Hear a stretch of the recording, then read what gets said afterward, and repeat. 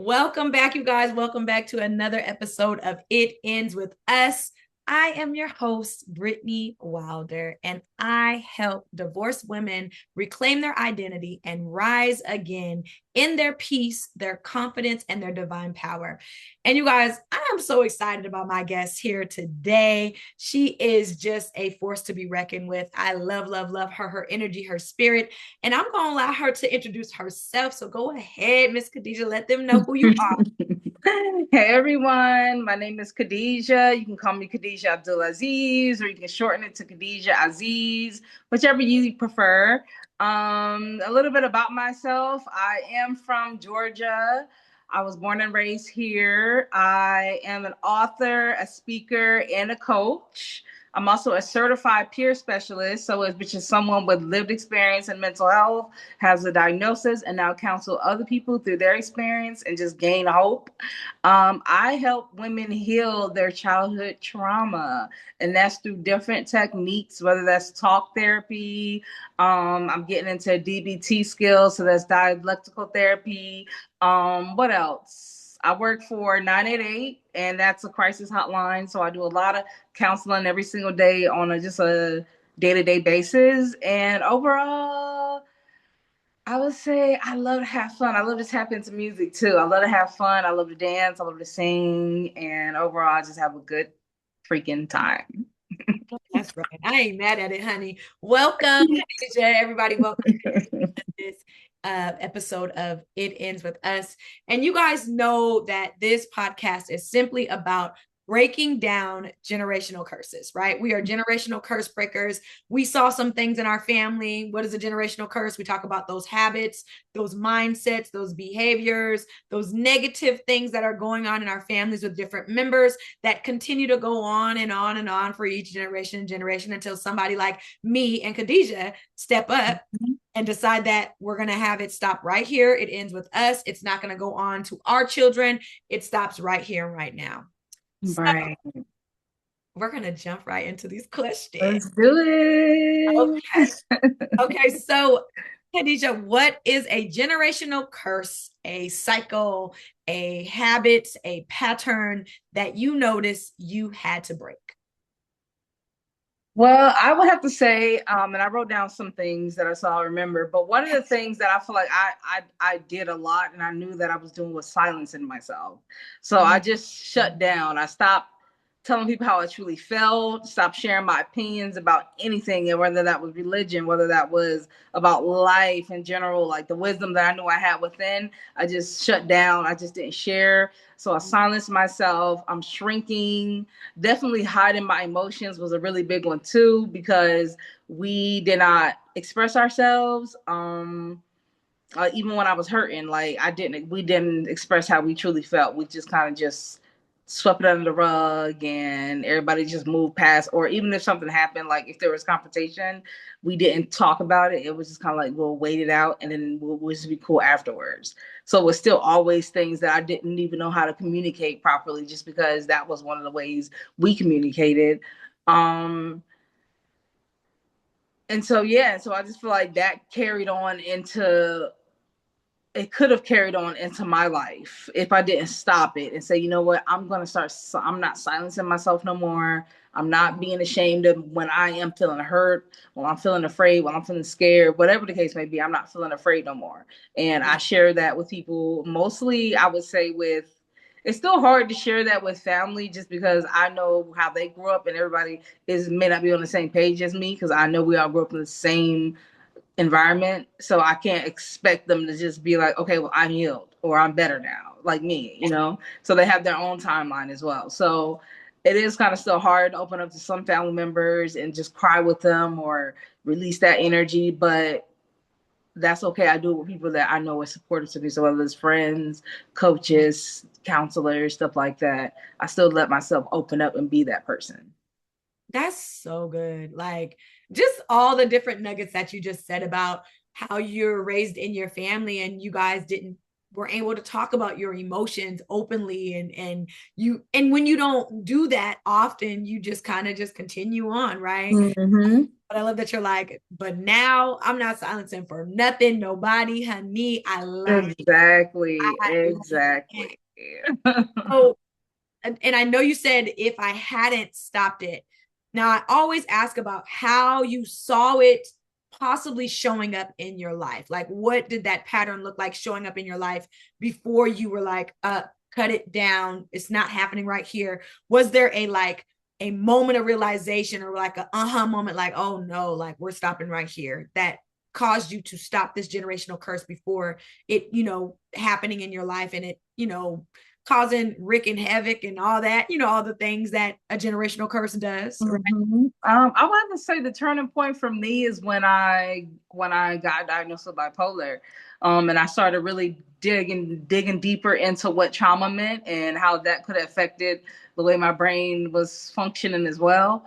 So when I got diagnosed with bipolar, I was like, okay, that's when I started learning about trauma because I never even thought about trauma, never even like expressed it, just never even like had a just wanted to know that there was something deeper that I had to heal from until I started learning about mental health, and then mental health turned into trauma being trauma informed. And I took a class, it's called trauma informed. Oh I yeah. took a class on it, and that's where we did the ACEs test and everything like that as well. And that's where I just like broke down crying, and I just called my mom, and I was just like, I was just crying on the phone, and because I had left the class. It was a class we were in. We had a break, I think. And on my break, I went to my car and I just bust out crying. And I was just like calling my mom. And then she started sharing things that she'd been through and stuff that she hasn't shared with any other siblings. And we just had a moment. And in that moment, I was just like, dang, there's stuff that I need to really heal from. And knowing that she didn't have the right tools or no one to tell her how to heal, I Right. can understand that, but at least she gave me that open space to talk about it. And that's Right. that was like a turning point for me where I just started learning about trauma. That's beautiful. The fact that you were able to talk to your mom about it and just, she shared some things with you that you're like, she hadn't told any of your other siblings, like, because you guys had that bonding moment where you were able to speak about trauma and the things that had happened to you. Uh, Mm-hmm. that's such a beautiful thing. And Yeah. I can see how that can be a real like turning point for you to be like, Yeah. no, I gotta, because you have a beautiful, Yeah, because like I said, wake. I woke like it was just like I was awake. Like I remember, some people don't remember, but I remember all the like delusional things I was experiencing in my mind. But it was like a wake up. It still was like I woke up back to reality. So when I woke up back to reality, I was in the hospital. I was around other people who were still tripping out. And I'm yep. like, was like this? Well, they was finally giving me the meds. So I finally was calming down and coming back into reality. Yeah. And so that was just one of the biggest turning points for a lot of things in my life. When I woke up in that hospital, I was just like, wow, like how did I end up here, and what led me here, what caused me to break down that bad, Yeah. and a lot of stuff was holding it in. Like a lot of stuff came out when I had that breakdown. That's when all the things that all my hurts again came up, and Right. pain. I remember calling my parents at 3 a.m, like saying, "Why did you do this when I was a kid?" And they're like, "What?" Like, and I'm just like letting it out. Yeah. Because you remembered, you were able to speak about it. Like when Mm-hmm. you are, one thing I know about your unconscious mind is what I call the soul space. When you are ready to heal, it will bring up all the memories, all the things you forgot. You'll be like, wait, Mm-hmm. it's like, what's like this coming up for me? Because it's time to heal from it. Like Yeah. it just does it naturally. And it's like, Yeah. It does. Yeah. it's Mm-hmm. crazy what Yeah. things come up and things that we've been repressing for so long. And that's how you know that like repressing the emotions, repressing the memories is not it. Like it is not it. When you get to Mm-hmm. the point where repressing so much, eventually it's got to go somewhere. Yep. It bursts up, right? Burst up. Yep. It's not even like a little bit of a peak. It's like boom, I'm here. Yep. Yep. Something crazy, dramatic, heavy happens because we're Mm-hmm. repressing, pushing down until we can't push it down no more. And then now our lid is flipped, right? It's Yep. I can't feel it Exactly. no more. Yeah, Yep. that's so powerful. Mm-hmm. All right. What tools, practices, faith strategies, spiritual strategies helped you break free from this? What are the things that you've utilized to break free from silencing and shrinking and not being able to share your emotions? Let's see, what did I put? Oh, well, the first thing I would have to say was honesty, like just starting to really be real with my story and just say, you know what, like honestly, this is what happened to me. This is what I experienced. It's through my own lens. And I know like every family member is going to experience it differently. Oh yeah. Starting from the oldest to the youngest. Of course, the oldest were the most sort of traumatized. The youngest got the least traumatized. And so, but then, so we all have a different experience and a different outlook on what happened in our lives, but that's okay. And I can just be honest with that to say, you know, honestly, my story is not going to look the same as this sibling, and I can't expect them to even connect with me on that level. And so, but this sibling, I know I can talk to about the trauma because they was right there with me. Yep. For sitting there with me. So, you know, it's just different because it's 12 of us all together. I was So just gonna say, can you tell them how many siblings you have? Like, yes, it's 11. I have 11 siblings, so it's 12 of us all together. It's five girls, seven boys. So, yep. And so yeah, so we all had a different. We was a football team, so we all definitely had a different experience. And like I'm the second oldest, so I have an older brother, and then it's me. And okay. so yeah, so we got the tough part of the cookie. So but Wow. yeah, so I started with honesty, just being honest with myself and saying, you know what, this is how it happened for me. This is what I experienced, and this is how I got out of it. Then came the inner child work. So writing a lot of young letters to myself, speaking life into her, letting her finally take up space and learn to mother myself in a way I needed to be mothered. Right. So that took a lot of like how do you say visualization type of work. So I was just sit in a room quiet, visualize myself as that mothering spirit that I needed in those moments when little Khadijah was feeling hurt, when she was feeling either emotionally hurt or physically hurt. Um when she just was crying and just felt like out of control with her life, you know. And that's how I felt as a kid. I didn't feel like I was in control of anything. I didn't feel like I couldn't even really be in control of my emotions. Like it was just like shut up. Like after I give you the most craziest whooping, then I'm gonna just tell you to shut up and you gotta shut up, you know. So it's just like how do you like go from that to that when you're like trying to cry for your parents? Like no, even though you just did that, I still want you, but it's just like no, like you can't cry. And even when you try to say, you know, express emotions, it was like you couldn't cry. Um so a lot of those times where I couldn't express those emotions, break down and cry, I had to kind of go back, visualize myself crying and Mm-hmm. just being there for her and just saying, you know, I'm here for you. And in those moments, it really did tap into like some type of energy because I healed those Oh, energy. yeah. Correct. Inner child work and healing is the realest healing. And Mm-hmm. It it all happens it all happens consciously and unconsciously. It happens like, but it's just you just feel it in your spirit changing. Really, it's not nothing you're gonna see like, oh my god, like I'm healed now. The world is look different. It's just gonna feel different. yes, And that's absolutely. the best thing you can do is when you start to feel different about yourself, you start telling yourself stories that now make sense. Because when you were a kid, it didn't never make sense because you didn't know how to process it correctly. But as you get older and get wiser, you can start to make sense of stories and you can start to really put the puzzles together as to why this person even did that in the first place. And you look back to their parents and you go, wow, look what their parents did to them. And I love I can it. understand that. Yeah. So it was a lot of inner child work, and then on top of that, I birthed Makeup for Your Soul. Yeah. That's my book, you guys. Makeup for Your Soul. So you guys got to check it out. This book really like took me from a moment of like feeling broken to powerful. Because after I wrote this entire story, which was my journey in the book, I started to feel powerful again. And the most reason I felt like the biggest reason why I felt powerful is because like I dedicated that entire book to God.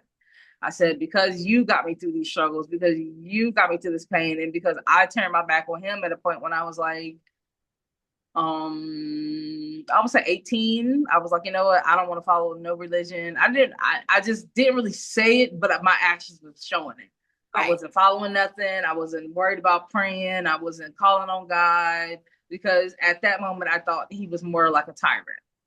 because Right. the way I got taught in like a tyrant way of who God is not. He will punish you. He will do this, Yeah. and you're living life like this. It ain't no sinning, and it was just a Uh-huh. lot. So a lot that was bashed into my head, and in those moments, like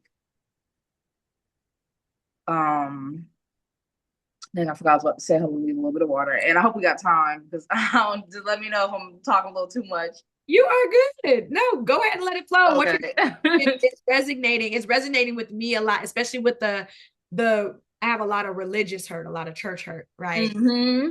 Up in the church. My mom Mm-hmm. played the drums. Church was life. And so the way that I was taught God was, and then when I came into learning who God truly is, Mm-hmm. relationship with him one-on-one is not the same. It's Exactly. It's not this the toxic furthest from vision. what I Yeah. learned as a Like, child, the mm-hmm. furthest thing. And the way that God speaks to me is like, wake up, love, Yeah. another day. It's Mm-hmm. real soft, real loving, real, when he drops things in my spirit, I'm Exactly. like, oh yeah, that's God. Exactly. It's so peaceful, so loving, so So nurturing. loving, no Not matter what. Even when you mess up, it's not, oh, exactly. sinning and da da. It's like, okay, Exactly. it's all right. But you're not going to do that again. You're going to move forward. You're going to learn from this. Yeah, Mm-hmm. that's Mm-hmm. And that's how we gotta talk to ourselves. That's how we gotta talk yes. to our kids and Oh yeah, instill that into them so that way when and I'm learning too, still learning I only have a 2 year old, so I'm learning right in this moment, like just learning who I exactly. am and then how Real healed are you time. now, like Yep. so it's just coming up, things are coming up, and I'm like, oh snap, like let me make sure that I'm working on that because I know how I felt when I was a kid, and Yep. when that happened to me, I know how I felt. So I'm learning as well. And I'm not perfect, but I'm definitely a lot conscious. Correct. Yeah. Yeah. And it's okay to apologize. And I when Yes. I say I'll be like, Lyric, mommy is so sorry. She was frustrated and she was not supposed to yell at you because it had nothing. I was Yes. frustrated about my day and it just something just flipped mommy's lid. And I'm sorry that I Hmm. yelled at you. You forgive me? Yes. But it for me to take myself down and come down to her level and just tell her I am sorry. Like I never heard I'm sorry from my parents. Exactly. Neither. Neither. Like oh, Neither. That was so not something like that I'm was said. teaching her that we all make mistakes. Like Hmm. I'm your mom and I'm an adult and I make mistakes too. And it's okay. Hmm. We apologize about it. We take ownership of it, right? We got to teach that to our babies, man. Yep. Yep. Babies. Yep. So, last question. So, what would you tell? Like, what would be your advice for somebody who is fighting the same battle that you're fighting when it comes down to your generational curse? What is that advice, that sound advice that you would give somebody? Hmm. The sound advice that I would give somebody that's fighting the same generational curse as me. So that's childhood trauma. Um,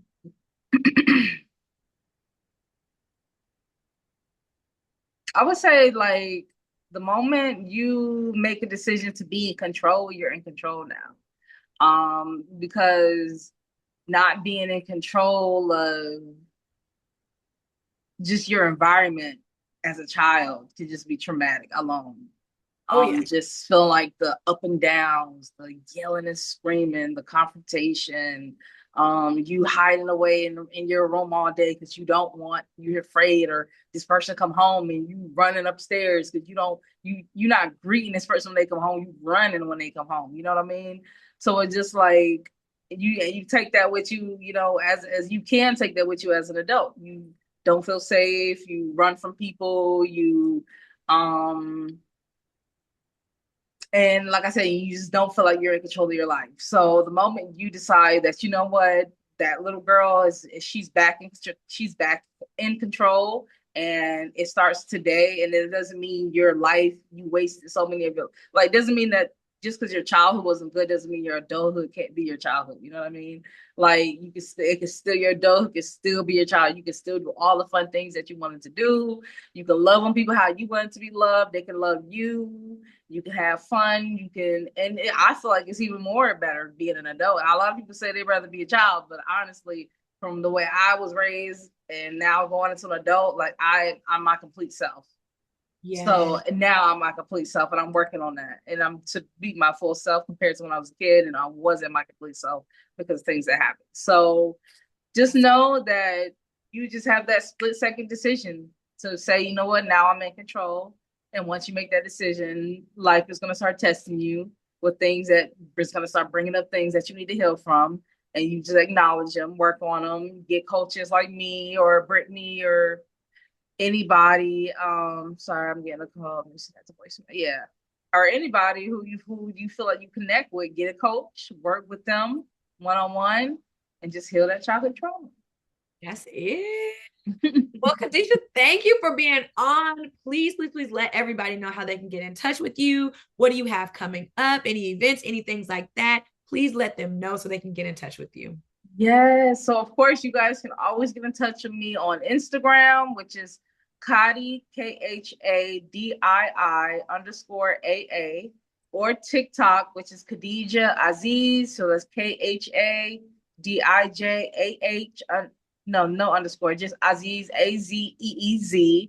I'm working on a capture page. I'm working on a website and stuff like that. So if you can just follow me and start to go along my journey, you'll see when I start dropping new stuff when it comes to a website where you can grab my book, Makeup for Your Soul. But you can always DM me right now to get a copy or to work with me one-on-one or anything of that nature. You can always just shoot me a DM. It's very simple and I'll respond. I am thinking about hosting. I'm gonna host the event, but I'm not sure if it's gonna be in April. But I'm just gonna put that in the air Come atmosphere, on. maybe in April sometime. Speak it Haven't into set the date existence. yet, but we're looking forward to an amazing Makeup for Your Soul experience that y'all do not want to miss. So y'all gotta come out and support, be a part of the journey of learning how to heal your childhood trauma. And with that being said, y'all, don't forget to reign beauty. Yes. Listen, you guys, you heard her. She's got a lot coming up. Follow her, join in on her journey. And also, if you know that this episode tugged at your spirit, if you know that in your family, you guys have swept things under the rug or been quiet about different things like your emotions, your memories, you haven't been able to feel safe enough to speak about your things, then it's time to tap in. It's time to do that discovery call. So go ahead and book that discovery call. Y'all already know the link is in there. And let's chat and let's really get down to the root cause of what's really going on in your life. Okay. You cannot move forward without dealing with the things of your past. I know that to be too true. And so it's time to tap in. All right, y'all. Tap in. Y'all. Thank you so much again, Khadijah. And we will see you guys next time. Bye, y'all. Bye.